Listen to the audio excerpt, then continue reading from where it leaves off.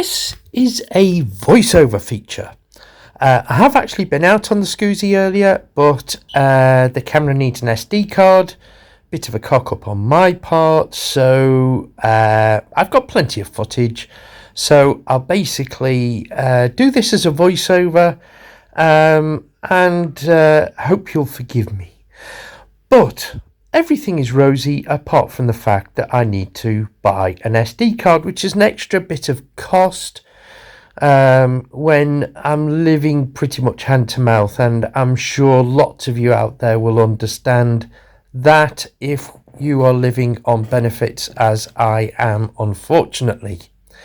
So this video is basically a long and short answer for a question that has cropped up more than once in the comments, and that is, why do I ride my mobility scooter on rough, uneven pavements when I could be going faster on smooth roads?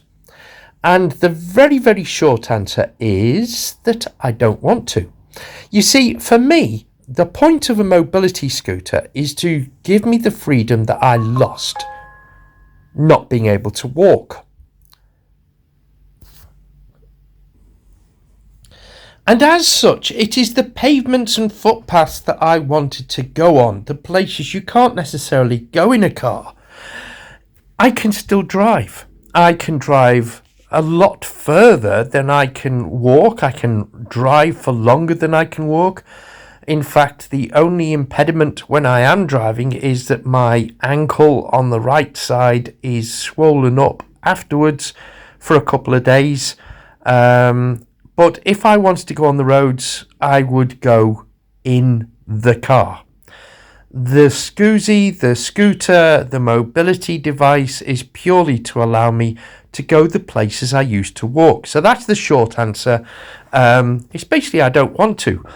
Plus, when I'm on the road, I feel more exposed at 8 miles an hour on the road than I would at 4 miles an hour on a pavement, because the closing speed between a car coming from behind to me at 8 miles an hour on the scooter is a lot greater than the closing speed if I was on the bike that I used to own at 15 to 20 miles an hour.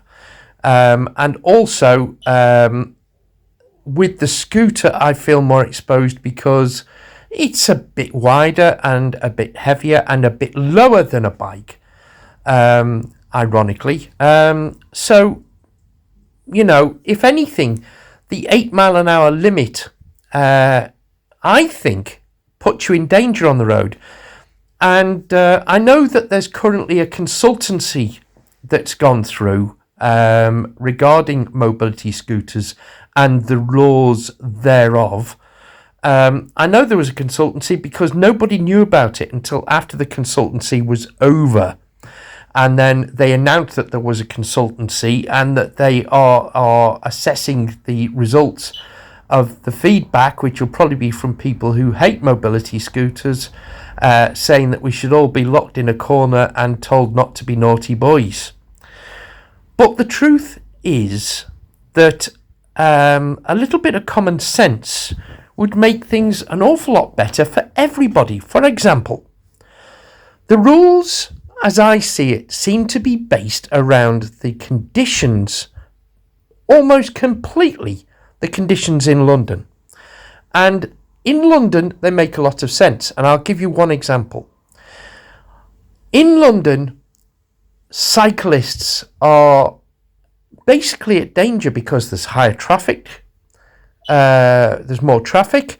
The traffic that is there is all fighting amongst itself. And some of the driving in London is awful. I mean, I've lived in London, and to be honest, you know, it's amazing some people still have a driving license, just seeing the way people cut each other up and treat it as some sort of competition.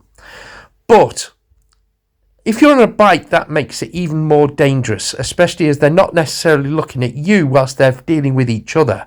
And I don't think cyclists, and I'm a former cyclist, help themselves by going through red lights, which gets car drivers' backs up too. But that's an aside. In London, the cycle lanes are chock-a-block with cyclists avoiding the cars, and it makes sense to stop mobility scooters that are maximum 8 miles an hour from going on them, because it is not, an 8 mile an hour scooter is going to be basically a mobile hazard for cyclists going faster. Ironically, I think that the 8 miles an hour causes more hazards on the roads and cycle paths than it actually solves.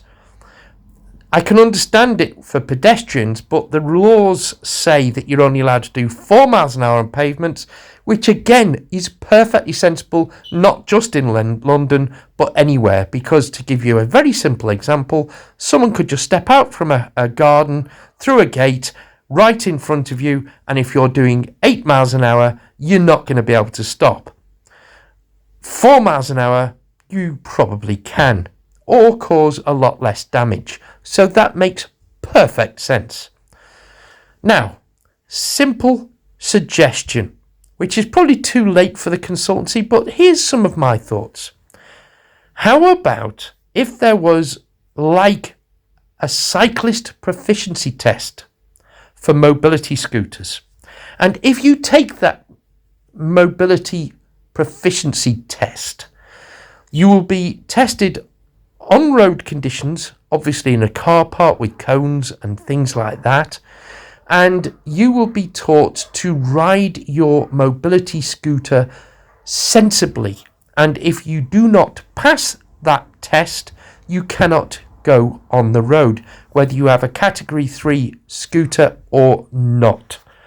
If you pass, then you should be allowed, in my opinion, to contact the supplier of your scooter and have it upgraded to 16 or 20 miles an hour, which means that when you are on the road, you are less of a mobile hazard to cyclists and other road users than if you are doing 8 miles an hour. The closing speed is smaller, and also you are not holding everybody up in the unusual situation where the road isn't big enough for a cyclist or a scooter and a car. Simple suggestion. It also means that people using the road are using the road having done some sort of proof that they are able and confident and competent to do so. That's just a very simple suggestion. But then you come to the cycle paths. Now, outside London, there are around here there are big roads, roads with cycle the pathways are split between a cycle path and a footpath, and cyclists are allowed to go on there. And I would argue that in such circumstances, a scooter should be allowed to go on there, again, up to 8 miles an hour, because it's not on the road, it's on a pavement. Fair enough, 8 miles an hour on a cycle path. And also that away from London and any other city that decides to opt out, such as, say, Manchester or Birmingham, where there'd be similar traffic situations, that you are allowed to use a cycle path on a mobility scooter that is suitable, and if you have done the proficiency test.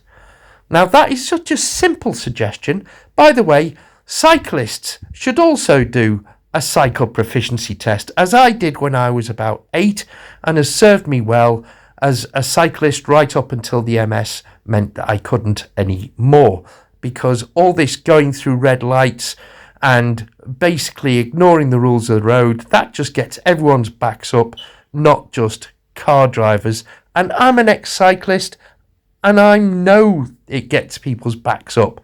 So, why not just make it an even playing field and give them a proficiency test as well? Whilst I'm on the subject of sensible, I think that the trailers you can get for bikes are brilliant. I'm not trying to stop them. You know, where you're able to take your kids out on a trailer when you're cycling, so you get fit, they get fresh air, they get to go where you're going, and everybody's happy. I think applause, brilliant. People who use a trailer to carry things on their bike, excellent, no problem with that whatsoever. And yet, a scooter, which is more stable than a bike, can stop a lot faster than a bike, and can probably go, has a lot more torque and, grip than a bike. It's illegal in this country of the UK to tow a trailer. Now, I know that there are some scooter users who have made their own trailers. They've put solar panels on, they've put batteries inside, so they can go on their scooter and they can travel further. Some of them go camping, taking their scooter and taking their trailer, and I think that's a good idea, but it's actually illegal, technically. So why make it illegal when you've got a device which has four wheels, a very short stopping distance, and is mostly used off the road? Why are you not allowed to tow a trailer? You could tow your children, your grandchildren, if you're disabled like me and you're not elderly. If you had a scooter and you had a trailer, you could carry more groceries, so you wouldn't need the car, or you could tow the kids, and that would make a huge difference to young disabled parents. So why the stupidity of banning the towing of trailers with a scooter?